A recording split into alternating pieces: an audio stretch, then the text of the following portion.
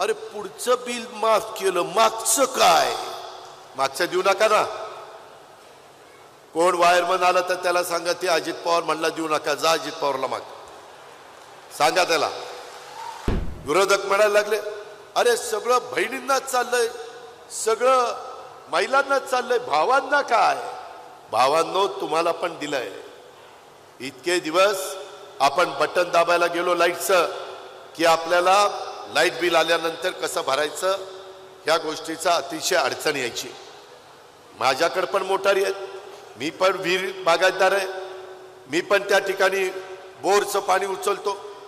त्याच्यामुळं माझ्या बरेच दिवस आमच्या सगळ्यांच्या मनामध्ये एक ना एक दिवस माझ्या गरीब शेतकऱ्याचं वीज बिल माफ करायचं अशा पद्धतीचा आमच्या डोक्यामध्ये त्या ठिकाणी येत होतं. आणि हे येत असताना त्यामध्ये 3 हॉर्सपॉवर, 5 हॉर्सपॉवर, 7.5 हॉर्सपॉवर इथपर्यंतचं वीज बिल माफ करण्याचा निर्णय घेतला.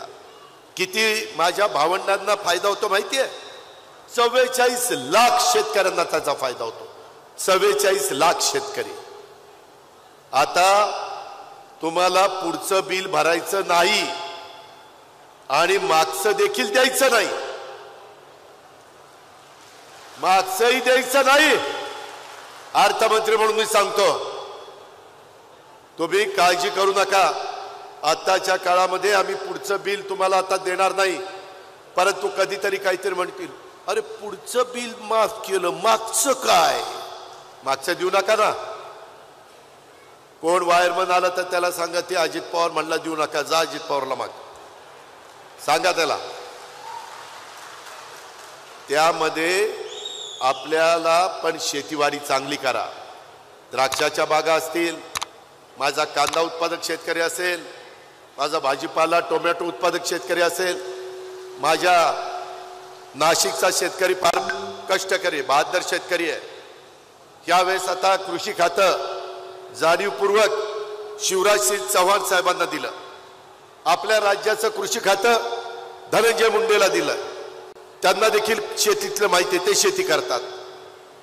मध्य प्रदेशचे 13 वर्ष मुख्यमंत्री होते शिवराजसिंह चव्हाण, सगळं कृषीचं बारकाईनं माहिती आहे.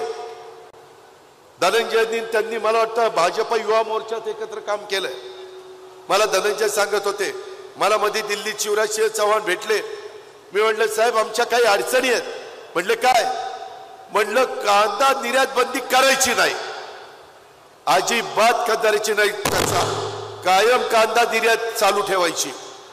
तुम्ही निर्यात बंदी केली की आमचा नाशिकचा शेतकरी, आमचा पुण्याचा शेतकरी, आमचा नगरचा शेतकरी, आमचा सातारचा शेतकरी, आमचा ह्या सगळ्या सोलापूरचा शेतकरी, जिथं जिथं माझा शेतकरी कांदा उत्पादक आहे तो अडचणीत येतो.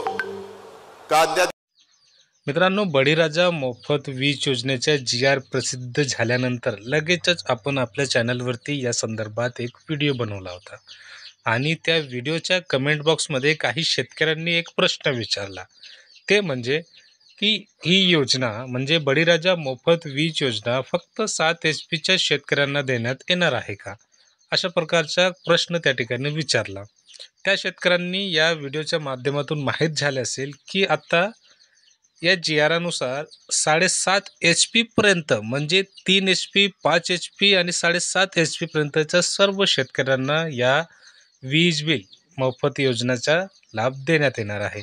आणि या ठिकाणी उपमुख्यमंत्री अजित पवार यांनी सुद्धा या ठिकाणी सांगितलेलं आहे की 3 HP पासून ते 7.5 HP पर्यंतच्या सर्व शेतकऱ्यांना बळीराजा मोफत वीज योजनेचा लाभ देण्यात येणार आहे. तसेच तुमचं जे जुनं बिल आहे तेही तुम्हाला द्यावं लागणार नाही. जर वायरमन तुमचं बिल मागायला आले असेल तर तुम्ही डायरेक्ट सांगा की अजित पवारांनी सांगितलं आहे की मागचं बिल द्यायचे नाही, म्हणून ज्या तिकडे अजित पवाराला मागा, अशा प्रकारच्या माहिती या ठिकाणी अजित पवार यांनी दिलेली आहे. तर मित्रांनो, अशा प्रकारचा महत्त्वाचा अपडेट होता. व्हिडिओ आवडल्यास व्हिडिओ लाईक आणि चॅनल नक्की सबस्क्राईब करा. धन्यवाद.